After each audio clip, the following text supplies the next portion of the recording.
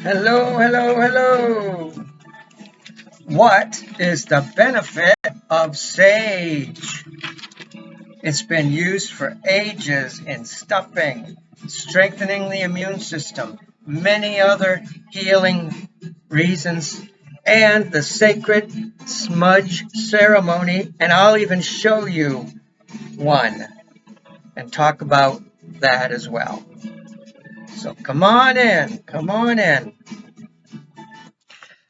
I'm Andrew, the hiking druid. I've been studying herbs over 20 years.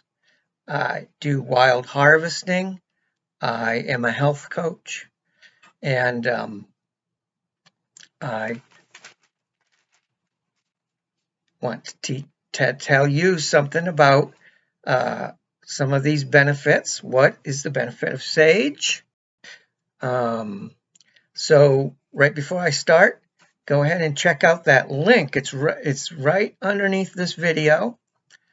And if you click on that, it'll take you to get a free guide about some other herbs that you and your family can use to really keep your immune system strong, which is so important these days.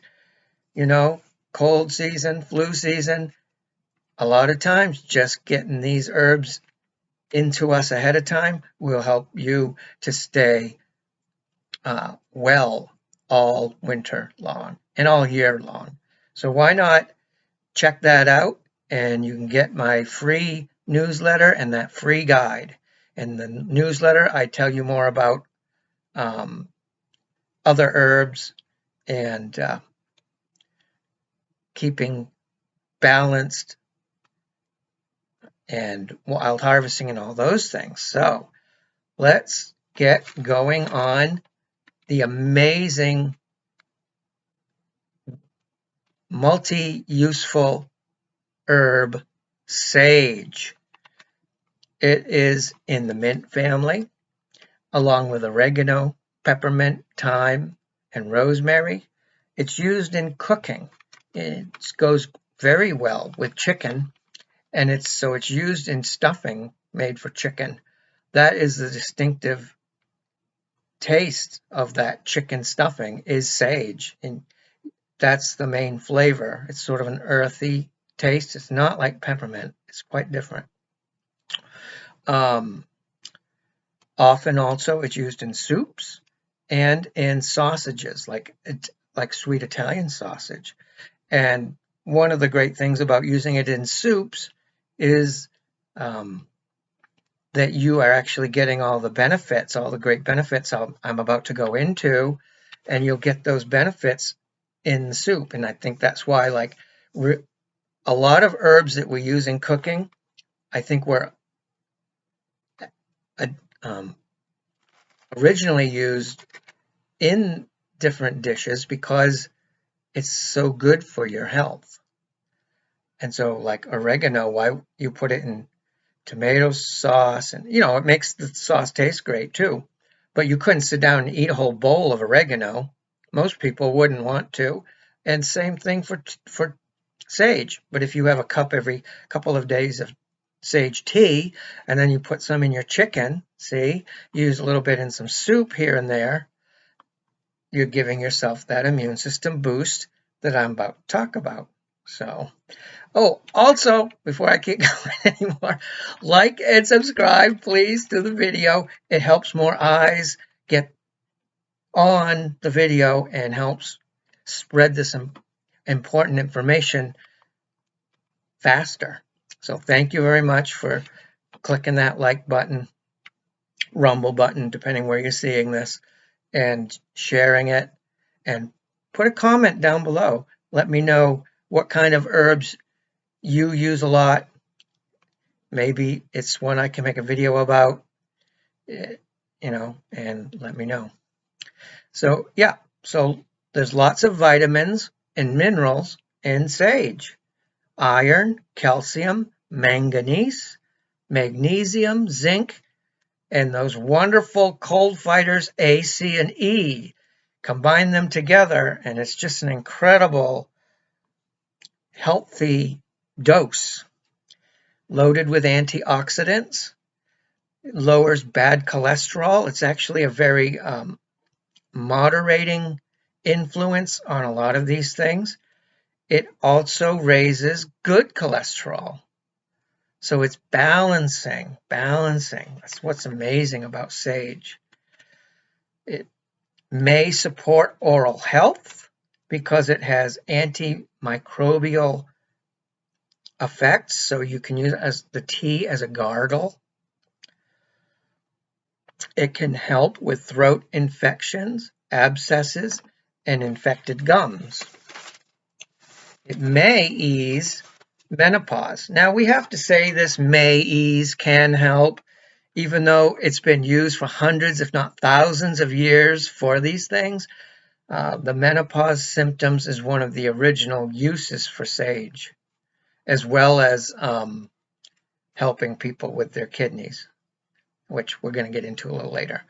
It has been used traditionally to reduce hot flashes, help reduce the intensity and frequency of menopause symptoms. It can be balancing for the menstrual cycles. It increases when they are too scanty, and it actually keeps it in check when they're too profuse. So it has this balancing effect. It will expel worms. That's one of the more ancient uses of it, and stomach problems and intestine problems, which are oftentimes tied with worms. Used for liver and kidney troubles.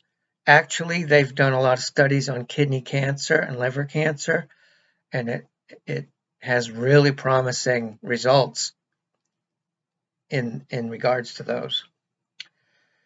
Here's another, may lower the blood sugar levels. They've done research on animals, rats, and people, but according to many medical sources, more human is required for the blood sugar level information. It helps support memory and brain health. Studies have found it may also help improve symptoms of Alzheimer's disease. So that's something that's going to be possibly a very important breakthrough once they get more of the studies done. When you drink it as a tea, you use about 1 teaspoon in 8 ounces of hot water and let it steep for 5 to 10 minutes. Don't boil herbs unless you're putting them in a soup or something like that where you're going to eat all the liquid. Of course, with tea, you drink all the liquid, but you want to put the hot water onto the herb and let it steep for 5 to 10 minutes.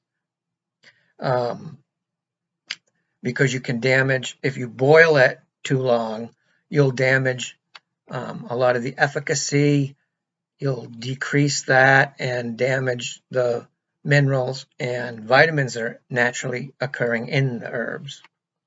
So yeah, just pour the hot water on the herbs, let it sit for 5 or 10 minutes. That's all that steeping means, just let it sit.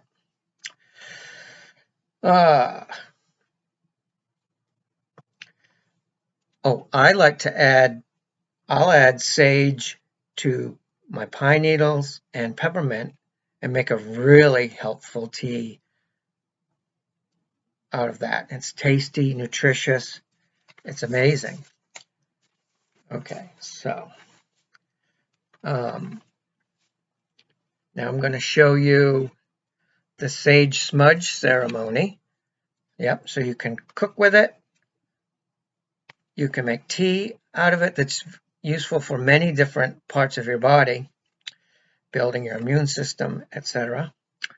And the native North American tribes, especially in the plains, Indian tribes, and the southwestern tribes, the sage is the kind that I harvest around here. Doesn't actually grow in the wild in northern Maine, But this is called white sage, and it's actually very light green. And then there's another sage that's a darker green than that. And in the old movies, a lot of the westerns, you'll see in a storm, the tumbling tumbleweed, that was actually a sage plant that broke free from its roots. So they've made many an appearance throughout American movie making out in the West. So there they grow wild, but they do last over the winter. Certain varieties you can plant in Maine and they'll keep coming back year after year. So you just need to do a little research to find out what variety will work best in wherever you live. There's many different kinds. So this is a turkey feather fan that my son Shane got for me. See that fancy beadwork on that thing? And he got this out in Arizona from a tribe out there. So I use this to waft the smoke around. You use just a little pinch. Okay, so I've got some of the little flower buds here, and I'm going to put it in just this little ashtray that I have. Wait, see if I can get that in the picture better. There we go. So I'm going to light that and see, just blow the bigger flames out, and it will start smoking. And then you just fan it, and you want to go into the 4 compass directions. So north, south, east, west. See that smoke wafting off it? Here comes some. Now, dark spirits, evil, hates sage. So you can drive them out of hotel rooms, you can drive them out of a new home, or you can just keep them away from your apartment, your house, your wigwam, what have you. And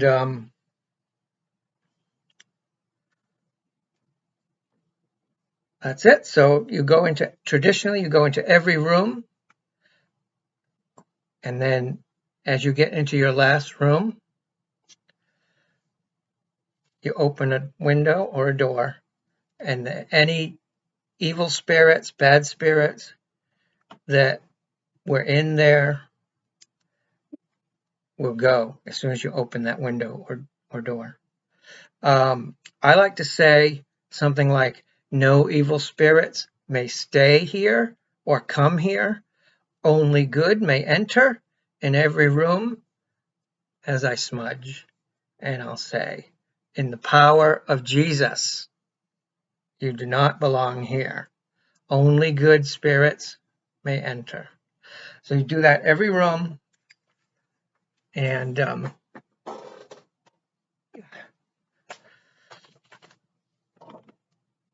also, if that's a little too woo-woo, you can just burn it as an incense.